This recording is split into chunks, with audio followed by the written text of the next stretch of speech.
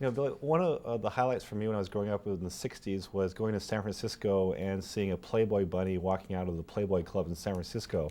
Now, you played a number of Playboy clubs as a comic.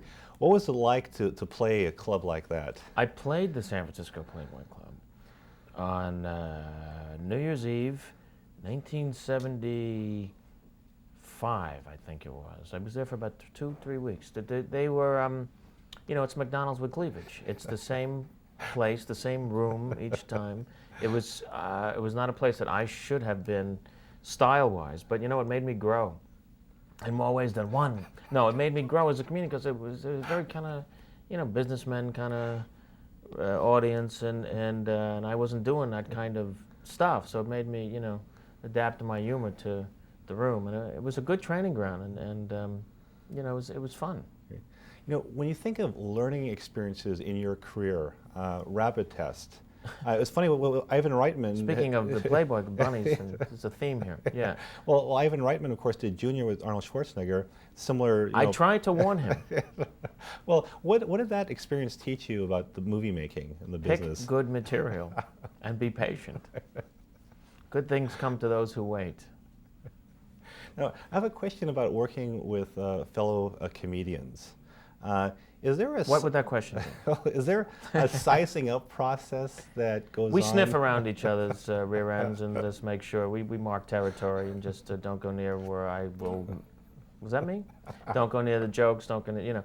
Well, you know, with, yeah, you sense somebody's timing, you sense somebody's, you know, whether they're strong or whether they're not going to be strong or something. You just feel it, just as a rhythm you feel. I think it's not unlike musicians who get to solo with people. Robin and I have, over the 20 years we know each other, and so many hours and moments we've been on stage and also just spend time with each other.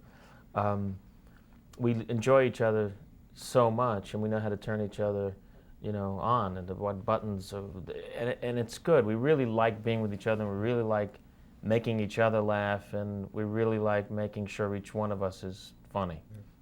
It's the best way I can describe it, and it is very musical to us. And one last question. When I was flying here, I had the seatmate from hell next to me. There's somebody who just wouldn't stop talking. When you're flying and you're traveling and you have somebody who's bothering you on the airplane, like, what do you do to avoid that situation? My wife and I fly separately.